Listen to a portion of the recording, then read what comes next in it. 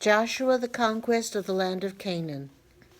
Joshua is one of the great servants of God in the Old Testament.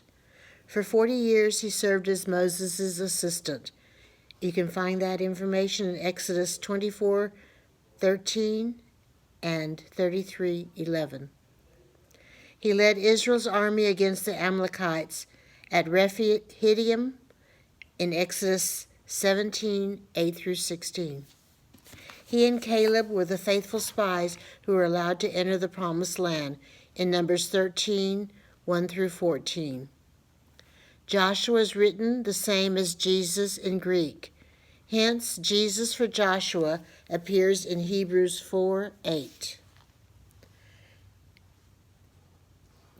His name, Hosea, salvation, was changed to Joshua by Moses in Numbers 13:16. The book of Joshua has a unique place in God's scheme of redemption.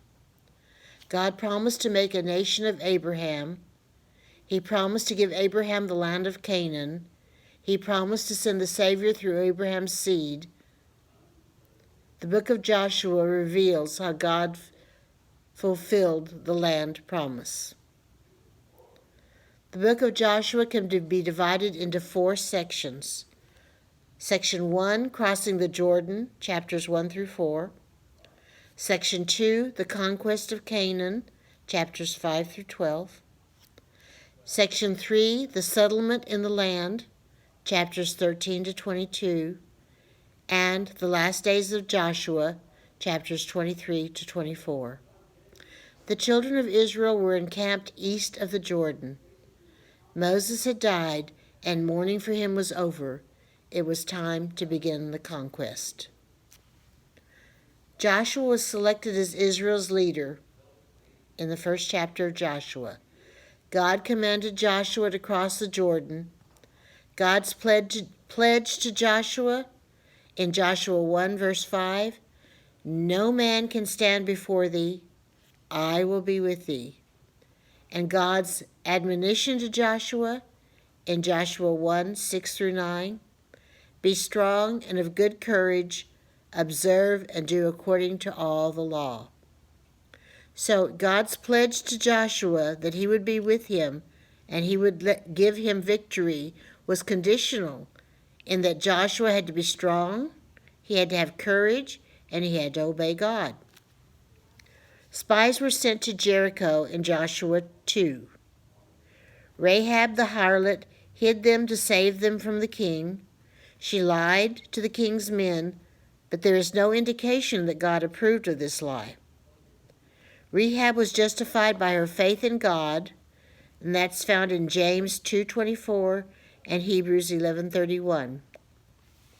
Rahab and her family were saved from destruction, and Rahab was in the lineage of Jesus, which you can find in Matthew 1:5.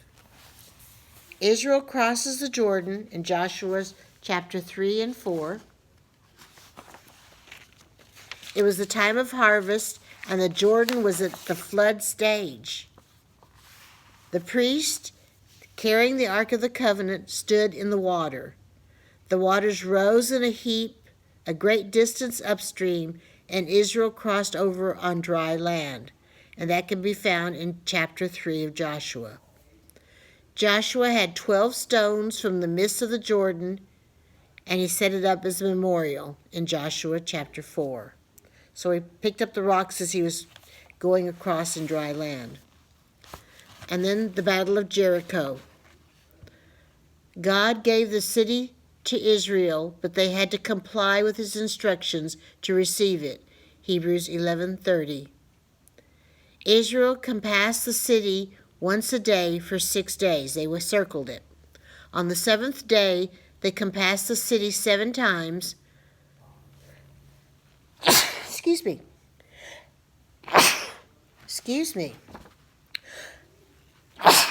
Excuse me. I can't believe that. Then they compassed the city, which means they circled it 7 times. Then the priests blew the trumpets, and the people shouted, and the walls fell. Joshua chapter 6, verse 12-16.